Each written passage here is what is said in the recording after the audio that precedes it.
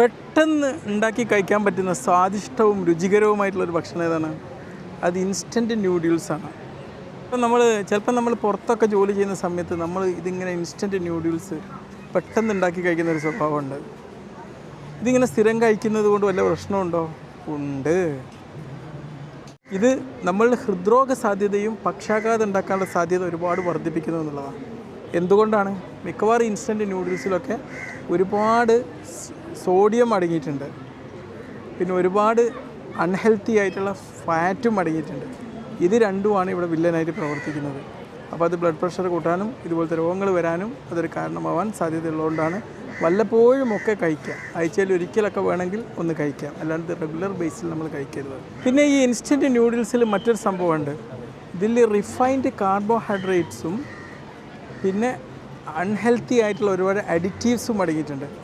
ഇത് നമ്മുടെ ശരീരത്തിലെ ഇൻസുലിൻ പ്രതിരോധം കൂട്ടുകയും ടൈപ്പ് 2 ഡയബറ്റീസ് ഉണ്ടാക്കുകയും ചെയ്യും. പിന്നെ ഇതിനകത്ത് ഒരുപാട് പ്രിസർവേറ്റീവ്സ് അടങ്ങിയതുകൊണ്ടും പിന്നെ ഒരുപാട് നാര് തീരെ അടങ്ങാത്തതുകൊണ്ടും എന്താ പ്രശ്നം എന്ന് പറയുക, നമ്മുടെ ശരീരത്തിൽ ഒരുപാട് ദഹന പ്രശ്നങ്ങൾ ഉണ്ടാക്കുകയും നമ്മുടെ ശരീരത്തിലെ ഏറ്റവും നല്ല ഹെൽത്തി ആയിട്ടുള്ള ബാക്ടീരിയകൾക്ക് ഒരു ആരോഗ്യപരമായിട്ടുള്ള ഭക്ഷണം കൊടുക്കാത്ത സാഹചര്യം വരുന്നതുകൊണ്ട് അതുകൊണ്ടുള്ള ഒരുപാട് ഇഷ്യൂസും നമ്മൾ ഈ ഒരു ഇൻസ്റ്റൻറ്റ് ന്യൂഡിൽസ് കഴിക്കുന്നതുകൊണ്ടുണ്ടാവും. ഇത് സ്ഥിരമായിട്ട് കഴിക്കുകയാണെങ്കിൽ നമുക്ക് ഒരുപാട് മലബന്ധത്തിൻ്റെ പ്രശ്നങ്ങൾ, പിന്നെ ഞാൻ പറഞ്ഞല്ലോ ഒരുപാട് ദഹന പ്രശ്നങ്ങളൊക്കെ ഉണ്ടാക്കും. പിന്നെ ഇതിനകത്ത് അടങ്ങിയിട്ടുള്ള ഹെൽത്തി അഡിറ്റീവ്സ് ഏതൊക്കെയാണ്? മോണോസോഡിയം ഗ്ലൂട്ടനേറ്റ് MSG, പിന്നെ TBHQ.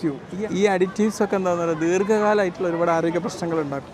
അപ്പോൾ ഇതിൻ്റെ ആൾട്ടർനേറ്റീവായിട്ട് നമ്മളിപ്പോൾ എന്താ കഴിക്കാം? ഒന്നും വേണമെങ്കിൽ നമുക്ക് ഹെൽത്തി സൂപ്പുകൾ കഴിക്കാം, അല്ലെങ്കിൽ ഗോതമ്പ് കൊണ്ട് ഉണ്ടാക്കിയ നൂഡിൽസ് കഴിക്കാം. വേണമെങ്കിൽ നമുക്ക് ഒരുപാട് മുഴുധാന്യങ്ങൾ ഉപയോഗിക്കാം ഇതിന് ബദലായിട്ടൊക്കെ.